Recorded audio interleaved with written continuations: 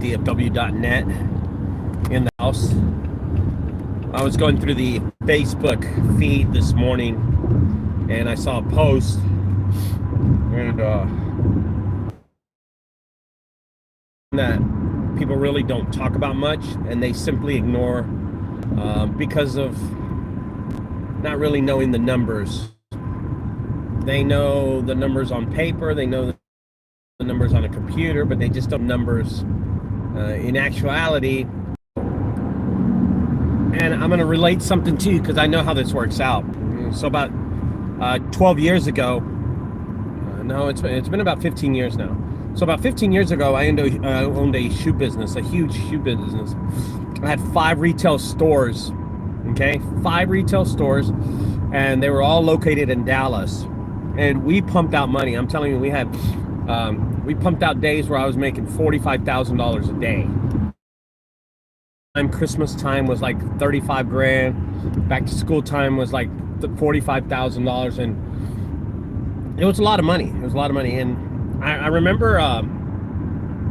Wow, I do remember a lot of that time. But I remember that at one point I had to really find out how much I was making. So I sat down and I owed money to Nike. I owed money to Reebok, Puma, Fila, all the big companies, Polo especially. I'm gonna tell you, I sat down one night and I calculated all my sales. I calculated all the sales that I made that whole month, and I got all my sales down, and I added them all together. And in I think it was 2011, somewhere around there. 2012 was probably the last year I stayed in business.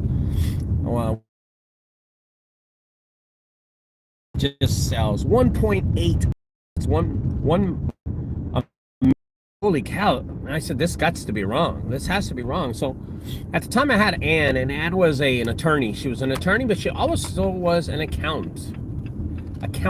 She was an accountant. She was a good friend of mine. I said, Ann, if I send you over my monthlies, will you take a look at my monthlies and just tell me something's wrong here? And I sent it over, and she reached out to me about a week later, and she said, okay, Ricardo, your sales are, good morning, Alex, a little over $1.8 million. I said, Ann, I don't have $1 in the bank. I have like $30,000 in the bank, and we're selling $1.8 million. And she said, well, get your expenses and subtract what you made. And I was like, okay. So I'm like, oh man, this is before I finish this story, because this is going to be a really good story. It's going to be an eye-opener to a lot of people. I lived off the business. So I lived off the business. I would not take a paycheck. I lived off the business. And I was just taking out money whenever I needed it. I would just take out money out of the bank or needed it for personal expenses. I had a huge house in a gated community and a nice Corvette. My wife had a good car. Anyway, regardless.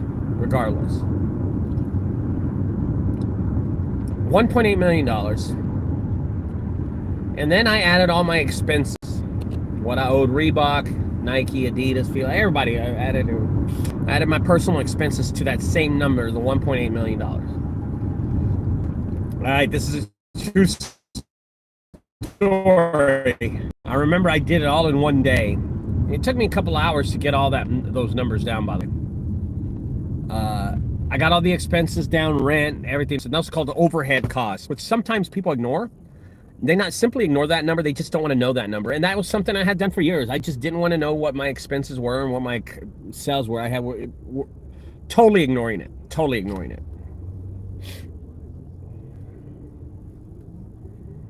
Well, I'm going to tell you what happened. After I gathered up all my expenses and totaled them out and all my sales, and I subtracted it, I ended up with $72,000. That's what I was taking home. $72,000. And that's when I knew that it was time for me to change jobs. I would go to the house, and one of the things that really bothers me till this day is neglecting my family at the time. My boys, Madison, Ashton, and Zach. All three, because I would wake up early in the morning around 8 o'clock, get to work by 9 to make $72,000. And I'm sorry, Monday through Sunday. Yeah, every day. Every single day. Off the store. I never really made any money off the store. All I did was pay bills, you know. I was always paying bills, but never really making any profit for myself. It took me 12 years to figure that out, and I knew that I got to end up getting divorced. And she took the stores, and I remember the day she took the stores, her attorney asked, you know, I would like the stores too. I said, you don't even have to fight me for that. Here's the store keys. Let her figure it out. And man, it was one of the best feelings. Whatever you see online, when people say they make $20,000 a month, $15,000 a month, or they have $1 million in sales, I'm going to tell you, there's no money there.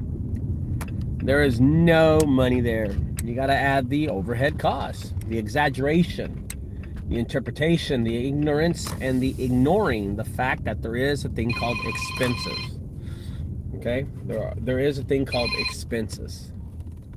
And not knowing your expenses will ruin your business. Overall, you have to know what your expenses are, what your sales are, to see if you're making any money. I ignored it for such a long time that I didn't really care. $70,000 a year, I was thinking, man, I could go work at McDonald's as a manager. That's crazy. Anyway, guys, I'm going to leave you with that story, but I do have an announcement. About 8 months ago, I released a course. It was a $1,000 online course of 16 years of my history, all put together on one course. Over 110 videos. 110 videos. I'm giving away the course as a Christmas gift to all of my fellow users, subscribers, whatever. It's absolutely going to be zero. It's going to cost you $0 to join the course, look over the course. Hours and hours and hours of the course. Oh my God, it took me forever to do this course.